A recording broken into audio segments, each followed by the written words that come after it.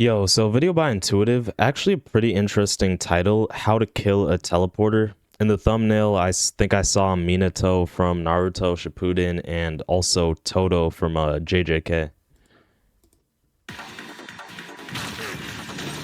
Teleportation users are annoying. They're faster than Yeah, so I haven't finished Mob Psycho, so I'm not really gonna know who the teleporter from that series is. your fastest character and have to really mess up to ever be in danger. Which is why today, we're going to kill 3 most famous teleporters in anime.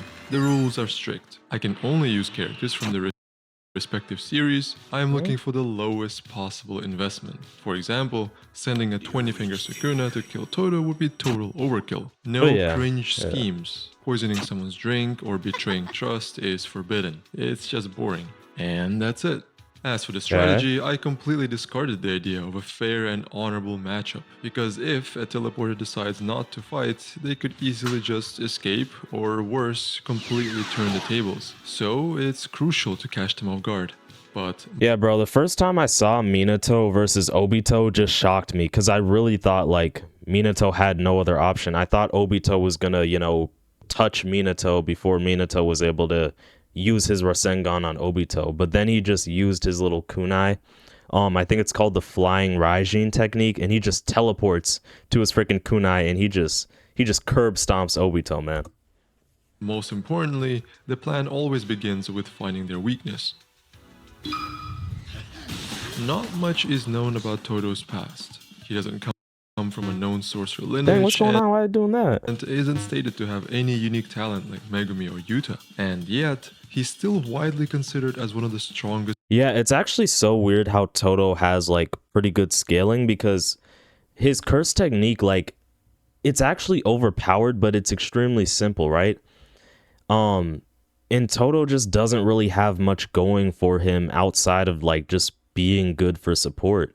But I guess he just has a decent amount of cursed energy, and obviously he has pretty good physical stats. I mean, look at his muscles, right? Sorcerers in the series. Even without his own domain or reverse curse technique, Todo's immense physical stats alone allow him to overwhelm opponents who supposedly should have a way higher potential.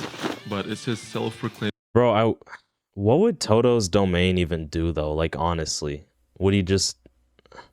It would probably just be Boogie Woogie on steroids or on crack, I guess. IQ of 530,000 that makes him a complete menace, because it allows him to fully utilize his curse technique, Boogie Woogie. Boogie Woogie is one of the few utility-based techniques alongside Gojo's Limitless and Mahito's Idol Transfiguration. This technique instantly swaps positions of any 2 targets within Todo's range, including inanimate objects. It's harmless at first glance, but combined with Tojo's exceptional combat intelligence, we saw how dominating it is, even against the very top of JJK's verse. Yep, even, bro, Todo helped Yuji so many times. He helped him against Sukuna, against Mahito, even with, Kenjaku, right? Luckily for us, Todo's technique has an obvious limitation. Boogie Woogie is condition-based. The trigger is a simple, quick motion that you can't predict, and I wouldn't even really call that condition-based. All Todo has to do is clap. I mean, like, it's barely even a condition. Sometimes can't even trust. Only a true Jujutsu... And the overpowered part is, yeah, when he claps, that doesn't mean he's activating his curse technique. Like, Boogie Woogie is actually extremely overpowered. Sorcerer, as Sukuna put it, can make this technique lethal. So much so that it was only stopped after a stroke of genius from a special great curse. But what if I told you this was complete overkill? Mahito's potential was also insane, because he saw Gojo Satoru do a 0.2 second domain expansion, and then Mahito a few hours later is able to instantly copy it. Curse speech is the only technique in existence that can be negated by reinforcing your ears with curse energy, because it's... I did not know that. Wait, what the heck? You can defend against cursed speech? So all you gotta do is focus cursed energy on your ears? I deadass didn't know that. You learn something new every day. Primary effect is essentially a verbal command. However, the only known users belong to a single family of outlaws, making it unlikely for most to ever encounter it in their lifetime. Being a seasoned sorcerer, Todo instinctively reinforces his body the moment he sends malice directed at him from Inomaki's direction. This technique wasn't aimed at his body. Miwa's stance made it clear she intended to kill with one swing. And from this angle, there was only one spot Miwa could aim at. Thus, Todo did the best thing he could think of. Except, how durable can a neck really be?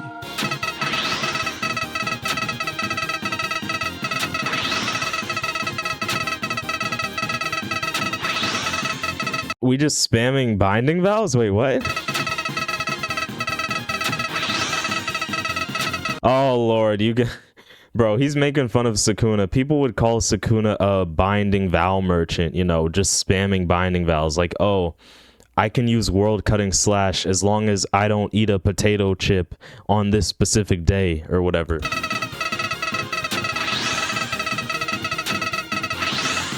Bro, no. Chainsaw Man Part 2's ending? Yeah, that was ass. Hold on. Miwa has to defend Chainsaw Man Part 2's ending. Oh my... Fujimoto ruined Chainsaw Man. Like, genuinely. I wish he just ended it with part 1.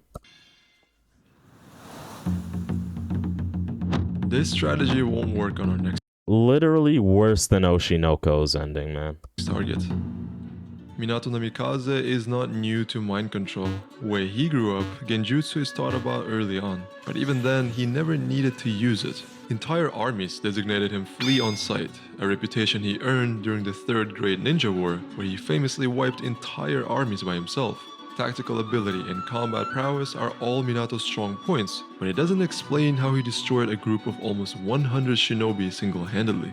You see, a Flea on Sight marker doesn't make sense for someone nicknamed the Yellow Flash. If you saw Minato, you were already dead. Hiraishin no Jutsu, or Flying Raijin, is a technique that shouldn't really exist in a story. To travel long distances, ninjas use the body flicker technique that enhances the user's speed in exchange for their chakra. On the other hand, Minato's technique is a genuine teleport.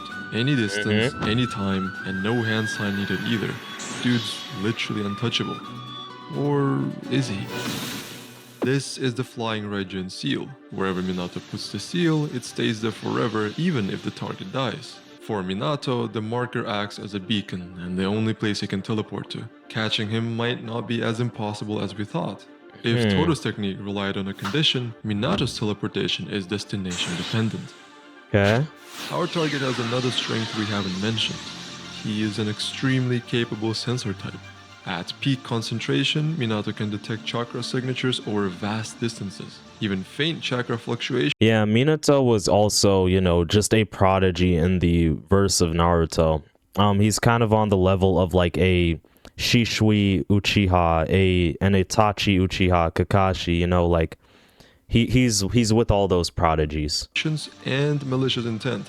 He's most dangerous when he's in danger himself. Trying anything now would be pointless. You have to get him when he lowers his guard the most, where he feels at home. Literally, the Leaf Village, the most guarded location during the Shinobi War, Minato's hometown, and thus the best place to kill him. And there's only one team who could do it.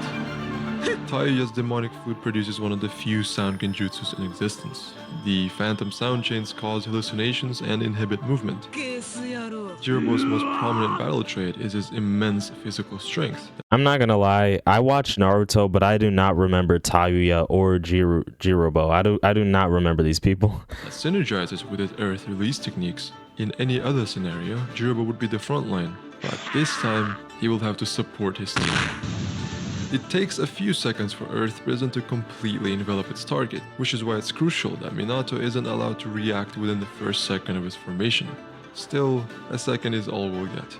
Years of wartime experience immediately made Minato realize he's in a genjutsu, and he knew the exact steps to break out of it. Half a second to pull out a kunai and stab himself, and just another half to find the only escape route. The identity of the attackers and their motivations, all of it Minato can figure out later. Right now, he needs to throw the kunai. How did we get here? The Sound 4 are masters of infiltration and have done something similar twice in the show already, back to back. Once in episode 68 during the Chunin exams, where they managed to go undetected to assist with Orochimaru's fight against the third Hokage. But what's more impressive is their second infiltration in episode 109 right after that, to convince Sasuke to meet Orochimaru. A literal Hokage assassination plot just happened, and these guys are just walking in and out without breaking a sweat. Not ideal, but Minato is unfazed. His sensory skills immediately reveal the prison's weak spot. A single Rasengan should do it. Minato recognized the invader's features almost immediately. He's from the thought to be extinct Kaguya clan, famous for their dead bone pulse inherited technique. This ability allows the user to manipulate their bone size, density, and structure at will. Bro, Naruto. I forget how crazy Naruto is. Bro, some of the abilities, man, are just kind of wild. And Kimimaro mastered the technique. He's the strongest of the Sound Ninjas and most talented of the Kaguya clan. I think I vaguely remember this guy, Kimimaru or whatever. Oh yeah, okay. He fought so Drunk Rock Lee defeated him pretty much. Okay. Thanks to his omnidirectional offensive capability, he's able to effortlessly run through whole divisions of soldiers. His overwhelming taijutsu techniques, combined with his bones said to be stronger than tempered steel, give him a near invincible defense that allow him to stand his ground against Naruto, Lee, and Gaara at the same time. But none of this matters to our target. As the creator of the Rasengan, Minato knows his technique will destroy the opponent. Bro, oh my god. I forgot Minato created the Rasengan. I thought it was Jiraiya. Bro. Alright, W Minato. I deadass just forgot. I did not know Minato was the one who created it. For some reason I was under the impression that Jiraiya created it. But I mean, it's been like what? Maybe 7 years since I've watched Naruto. It's been a long time, man. His internal organs, as long as it connects, no matter how durable their shell is. Kimimaro is completely outmatched. Unless he was never meant to match him. Taiyo's Genjutsu and Jirabu's chakra drain meant that Minato could no longer perform long distance jumps. He needs to deal with Kimimaro right here and now. No angle from behind or from above. And this time, no flashbacks either.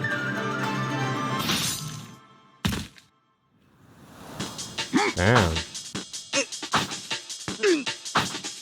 This wouldn't work on our final target.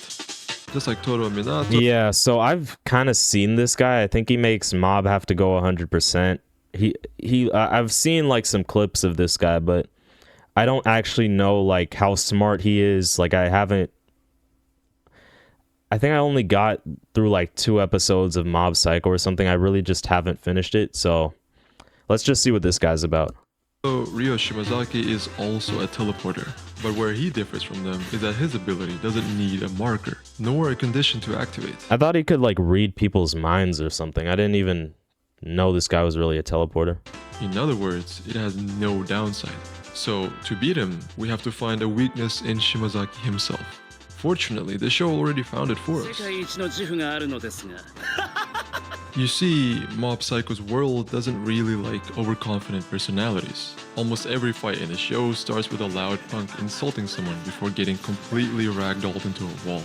Shimazaki doesn't get this treatment. His fight scene is, for me, the best sequence of the entire series, and that's because it's the first time the good guys needed strategy to win. Who are the good guys? Teruki, a jack of all trades, Ritsu, Mob's younger brother, Megumu, the most physically gifted Esper, Hana, Megumu. Sounds like Megumi. the martial artist, Takeuchi, a key emitter, Yusuke, the gun-wielding samurai, Araki, the clone, Okai, the puppeteer, and finally, Terada, the restrainer. 9 Espers Wait, no Mob? What about the main character of the series? No Mob? against 1, and yet...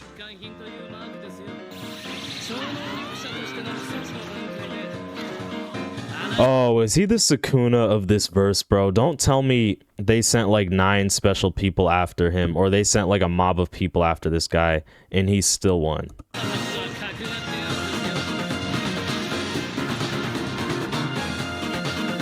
He has no cooldown or distance limit. He can sense and predict attacks aimed at him. How in the world did they beat this guy? Shimazaki is easily distracted. When he gets distracted, he is a bit inconsistent, but you can see a very clear pattern. He gets hyper-focused after each teleport to the point where someone can just run up and hit him in the face. This means he needs to actively use his prediction ability.